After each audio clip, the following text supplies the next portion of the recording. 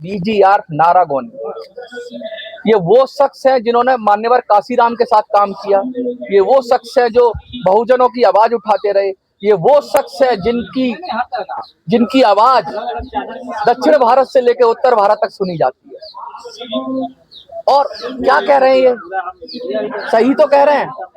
OBC reservation की बात जिस तरह से उठाई जा रही है, रोहिणी कमीशन की बात हो रही है, महिलाओं के साथ महिलाओं के लिए रिजर्वेशन की बात हो रही है। संसद में बिल लाया गया, महिला सशक्तिकरण के लिए बिल लाया गया, पॉलिटिकल बिल लाया गया, लेकिन रिप्रेजेंटेशन ओबीसी समाज को नहीं मिला, महिलाओं को खासकर।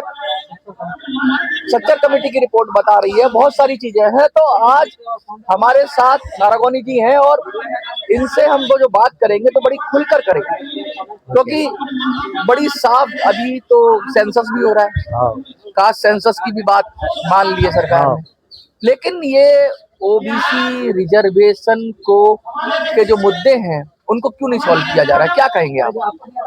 मैं तो बोल रहे वो आजादी के पहले 1950 नया कॉन्स्टिट्यूशन के पहले वो देश में मुसलमान लोगों को पॉलिटिकल रिजर्वेशन है, ओबीसी लोगों को भी पॉलिटिकल रिजर्वेशन है, महिला लोगों को भी पॉलिटिकल रिजर्वेशन है, वो SC ST लोगों को भी बाबा साहेब अम्बेडकर तरफ से मिले रिजर्वेशन मिले।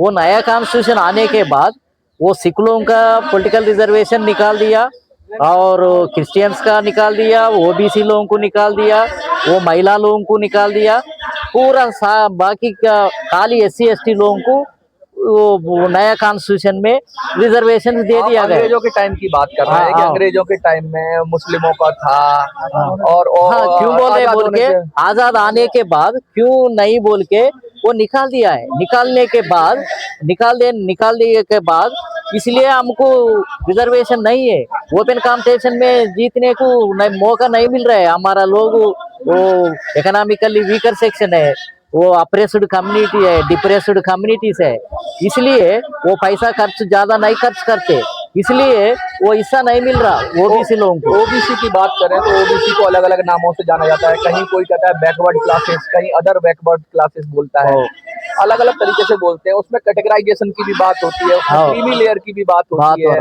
रिजर्वेशन तो है, ऐसा नहीं है कि ओबीसी के लिए रिजर्वेशन नहीं है, क्योंकि जब मंडल आयोग आया उसके बाद ओबीसी के लिए रिजर्वेशन वो एजुकेशनल एम्प्लॉयमेंट में रिजर्वेशन 27% दिया 1990 से मिला, मगर पॉलिटिकल रिजर्वेशन नहीं है। पॉलिटिकल रिजर्वेशन होना चाहिए हमारा को पॉलिटिकल रिजर्वेशन लोकसभा सीट्स में, असेंबली सीट्स में वो हमारा पिछले वर्गों को देना है। 50% पॉपुलेशन है हमारा देश में, 50% ऊपर है, मगर हिस्सा तो 10% है अभी। हमारा 40% वो लोग, वो फॉरवर्ड कम्युनिटी लोग, हमारा शूद्र अपर कास्ट है, रेड्डी लोग लेके जा रहे, खम्मा लोग लेके रहे, जाट लोग लेके जा रहे। लेकिन बहुत सारे देश में आंदोलन होते हैं, जैसे कि गुजरात में पटेल ने आंदोलन किया, मराठा में भी मराठा आंदोलन हुआ, तो वो लोग सब लोग ओबीसी में, जाट लोग ओबीसी में आ जाते हैं कहीं कहीं। तो ओबीसी तो इतना विस्तृत वर्ग है कि भाई उसमें बहुत सारे लोग आते हैं, बहुत सारी जातियां आ रही हैं, सरकार उनको बार बार लोग डिमांड कर रहे हैं। आप पॉलिटिकल रिजर्वेशन की बात कर रहे हैं, तो देश के प्रधानमंत्री भी ओबीसी समाज से कहते हैं, फिर क्यों नहीं हो पा रहा है? क्योंकि अगर SC के लिए हो सकता है, ST के लिए हो सकता है, तो ओबीसी के लिए वैसे देखा जाए तो शायद ओबीसी के बहुत सारे नेता हैं हमारे देश के अंदर, बड़े बड़े नेता हैं, ये सब नहीं बात कर रहे हैं क्या? क्या लग रहा है आपको? वो पार्टी के अंदर है वो लोग, पूरा कांग्रेस के अंदर ओबीसी लोग है, बीजेपी के अंदर है, कम्युनिस्ट के अंदर है, मगर वो पार्टी कार्यक्रम, वो पार्टी रूल्स से चलते वो लोग। वो बाहर नहीं आते, बाहर आके वो डिमांड करने को उतना धैर्य नहीं है, उनको शक्ति नहीं है वो लोगों को इसलिए नहीं बात कर रहे वो ओबीसी के बारे में। क्या लगता है आपको, कितना आंकड़ा कुछ है आपके पास? अभी संसद है, वर्तमान जो संसद है, इसके अंदर कितना ओबीसी होगा, कितना होगा? अगर बिगर अभी तो कोई आरक्षण नहीं है, फिर भी ओबीसी तो होगा सांसद, कुछ आइडिया है कितना हो सकता है? अभी तो 79 इयर्स के बाद हमारा रिप्रेजेंटेशन 12% है ओबीसी का, वो लोकसभा में खाली 12% है, बहुत कम है, ये तो बहुत कम है।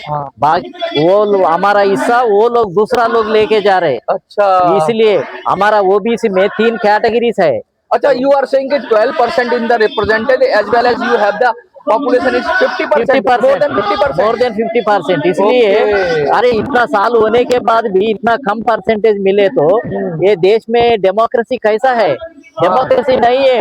वो वर्ल्ड में बोल रहे हैं अच्छा, अमेरिका नाम के लिए प्रधानमंत्री ओबीसी हाँ बना ओबीसी दिया, रहता, नाम के रहता, नाम के लिए रहता, बोलने को रहता, बोलने मगर को काम को उतना नहीं। को काम को नहीं है। तो मोदी जी तो मोदी जी को ऊपर तो मोदी तो नंबर- सबके नंबर- सबके साथ रहता बोल रहे हैं। सबका साथ सर अभी अभी हमारा साथ नहीं है। अच्छा, वो भी ओबीसी के साथ नहीं है। वो अच्छा, अच्छा। सबके साथ है। देखिए, मोदी जी कह रहे हैं कि मोदी जी मोदी सबके साथ, हमारा पास OBC मेरे के साथ साथ नहीं है। हाँ हमारा साथ तो नहीं है, लेकिन OBC है वो। ओबीसी है, OBC के साथ नहीं है। वो बीजेपी के साथ है। उन्होंने बीजेपी के साथ अच्छा, BJP के क्या है? फॉरवर्ड कास्ट है ना, उनके साथ है वो लोग। अच्छा, forward। फॉरवर्ड कास्ट है वो लोग के। देखिए, ये अगर जो बात कह रहे हैं, हाँ बड़ी गंभीर बात कह रहे इसलिए हैं। वो ओबीसी में 3 कैटेगरी है। ज्यादा पॉपुलेशन ओबीसी लोग है, वो मोस्ट बैकवर्ड ओबीसी लोग है, गुमंती कम्युनिटी है। गुमंती अच्छा। बोले तो नो मोडिटी कम्युनिटीज रहते। तो वो तो एससी में आता है। नहीं इसमें है, इसमें भी वो बेगिंग करते हैं वो लोग। हाँ, अच्छा। वो लोग अभी तक भी बेगिंग कर रहे हैं। तो आप कह रहे हैं वो कि कुछ जमीन नहीं है, मकान नहीं है, वो हाउस भी नहीं है, वो एक एम्प्लॉयमेंट भी नहीं है। Are you telling me about the sub classification of OBC? Yes OBC हिस्सा देना, हिस्सा में सब क्लारिफिकेशन देना है, कैटेगराइजेशन भी देना है। बहुत बड़ा आप कह रहे हैं कि मतलब ओबीसी का भी अगर रिजर्वेशन हो तो उसको भी कैटेगरी बनाई जाए, ये बात कर रहे हो आप? हाँ बात कर रहे हैं, इसलिए अच्छा। बाद में मुश्किल नहीं होना, इसके अभी देना। वो बिल में पार्लियामेंट में इंट्रोड्यूस करना बिल में हाँ। वो गुमंती कम्युनिटीज को और मोस्ट एक्सट्रीम बैकवर्ड कम्युनिटी को भी ज्यादा पॉपुलेशन ओबीसी कम्युनिटी को भी सेपरेट वो कैटेगराइजेशन करना वो अच्छा रहता बोल के हम बोल रहे हैं। अच्छा, कुछ सांसद ऐसे तो होंगे आपके सत्ता पक्ष या विपक्ष में जो आपकी बात से सहमत होंगे और कभी उन्होंने ये मुद्दा सदन में रखा होगा, संसद में रखा होगा, कोई बिल भी आया हो शायद प्राइवेट पेपर बिल के माध्यम से, ऐसा कुछ हुआ है? हम भी कोशिश कर रहे हैं हाँ। हर एक पार्टी तरफ जाके मेमोरेंडम अपील कर रहे हैं। हाँ। आप पार्टी भी प्राइवेट बिल करो। कांग्रेस पार्टी राहुल गांधी बार बार बात कर रहे हैं। हाँ, लेकिन बात करता है, करता नहीं है। वो कॉन्स्टिट्यूशन पकड़ के फिरता है। हाँ। वो ओबीसी लोगों के बारे में बात नहीं कर रहे। अभी वो सेंसस के बारे में बात करे, वो तो अच्छा है, मगर कांग्रेस गवर्नमेंट में वो सेंसस नहीं किया। कितनी बड़ी बात कह रहे हैं कि राहुल गांधी उनका रूलिंग में ओबीसी की 50 बात साल करते है। हैं, जाति की बात करते हैं, लेकिन जब पार्लियामेंट में बात उठाने की बात आती है, कोई बिल लाने की बात आती है, कोई प्राइवेट मेंबर बिल लाने की बात आती है, प्राइवेट बिल इंट्रोड्यूस नहीं तो करते। क्या लगता है Congress Rahul Gandhi private bill introduce करे तो अच्छा रहता, नहीं करते, नहीं कर रहे वो। आप ये कह रहे हो कांग्रेस बीजेपी भाई भाई देश भाई है। देश बेच के खाई मलाई। हाँ एक ही है, एक ही है। वो एक बड़ा है एक छोटा है। एक बड़ा चोर एक छोटा चोर। हाँ छोटा चोर जो है। सत्ता में आएगा वो बड़ा चोर, हाँ जो विपक्ष में रहेगा वो छोटा चोर है। कोई भी बात नहीं कर रहा है वो ओबीसी की। कांग्रेस सत्ता में है इतना साल, हाँ। सेंसस नहीं किए, पॉलिटिकल रिजर्वेशन ओबीसी लोगों को नहीं दिए, वो एम्प्लॉयमेंट नहीं दिए, मंडल कमीशन क्या लागू नहीं लगता है किए। ओबीसी समाज में कोई ऐसा धाकड़ नेता पैदा नहीं हुआ जैसा कि एससी समाज में काशीराम जी थे या बाबा साहब अम्बेडकर थे?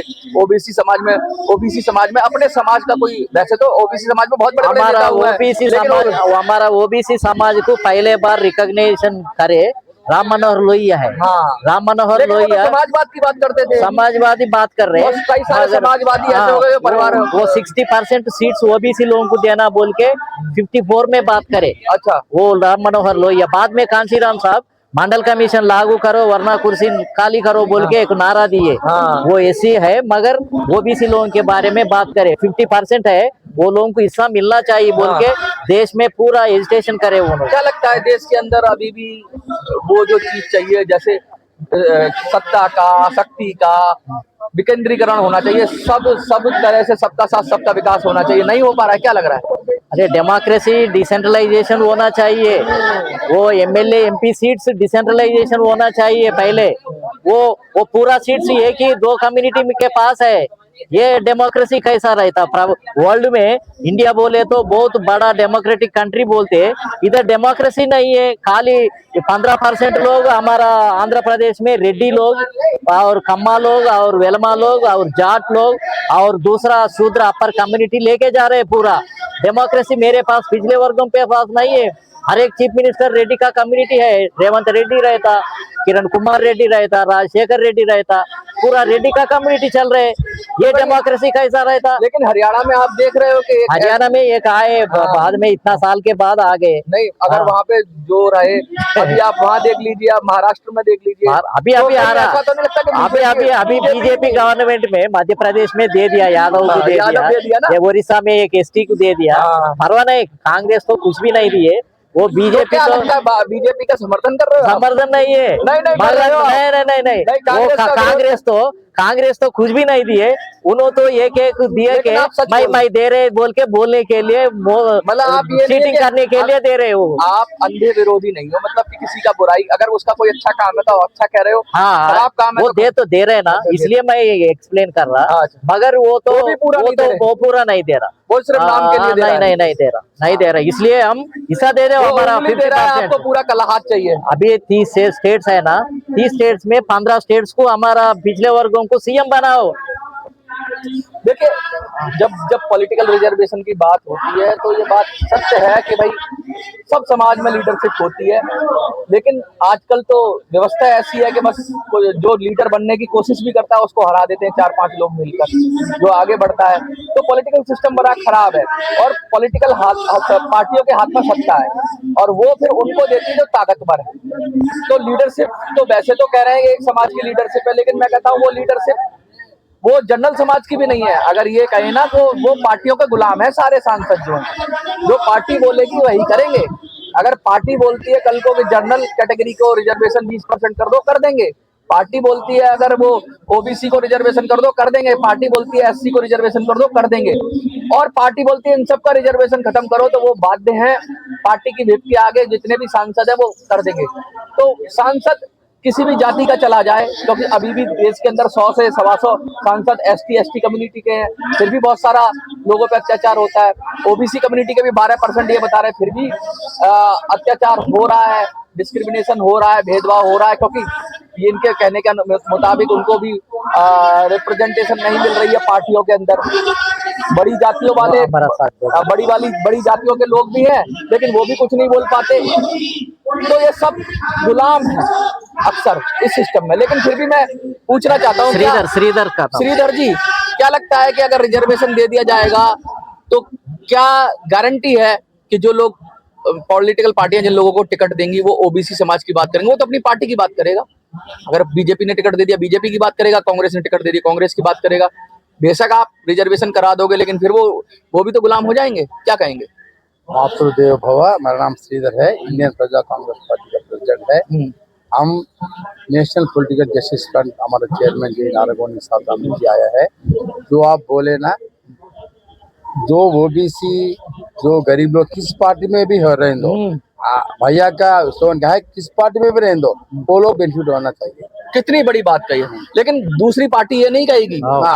अगर बीजेपी या कांग्रेस में होगा ना, तो कांग्रेस वाला कहेगा अच्छा बीजेपी वाले में ओबीसी है, वो ओबीसी नहीं है, या कांग्रेस वाला का ओबीसी बीजेपी वाले के लिए नहीं है। वो तो पार्टी पहले है, उनका बोलता है मोदी जी बोलते हैं पार्टी हमारी माँ है, और तो पार्टी पहले, उनके लिए समाज पहले थोड़ी ना है। मोदी जी ने ये थोड़ी ना कहा कि मेरी पार्टी बाद में है, मेरा समाज पहले, ओबीसी समाज पहले, नहीं कहा ना। हमारा तो कॉन्सेप्ट मेन है। हाँ, वो कॉन्सेप्ट के बारे में सब पार्टीज मिलके एक फ्रंट बनाया।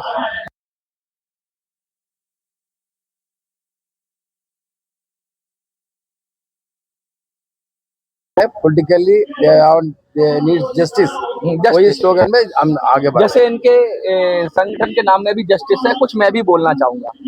जो आजकल का पॉलिटिकल सिस्टम है ना, उसमें अगर जाति के आधार पर मिल भी जाता है रिजर्वेशन, तो वो जाके पॉलिटिक्स में सांसद बन जाता है। खैर अभी तो नहीं है ओबीसी का, जैसे ये कह रहे हैं, लेकिन अगर मिल भी जाता है, जैसे एससी समाज के लीडर हैं, एसटी समाज के लीडर हैं, अगर किसी पॉलिटिकल पार्टी से आते हैं, तो पार्टी के गाइडलाइंस, उसका अनुशासन उसकी जुबान दबा देता है। तो इस बात पे भी सोचना पड़ेगा, क्या सच्ची लीडरशिप आ रही है? क्योंकि पार्टी जिसको टिकट दे देती है, वो पैसा देकर टिकट ले आता है, वो किसी का नहीं होता। ओबीसी समाज का कहते हैं उसे, ऊपर से ओबीसी समाज का है। जैसे मोदी जी ये कह रहे हैं, मोदी जी आगे प्रधानमंत्री बन गए, तो कहा कहने को तो वो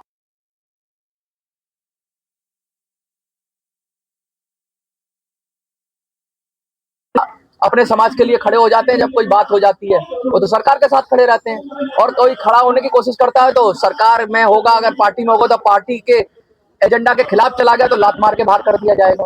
तो ये बहुत बड़ा सवाल है कि चलो जात के आधार पे आप रिजर्वेशन कर लोगे, लेकिन जो गुलामी हो जाती है वहां पार्टी की, उससे कैसे छुटकारा पाओगे? ये बड़ा सवाल है, ये अच्छा प्रश्न है। आपके पास कोई आइडिया हो तो जरूर कमेंट में लिखिएगा। बाकी इनकी बात सही है। आपको क्या लगता है? देखते रहिए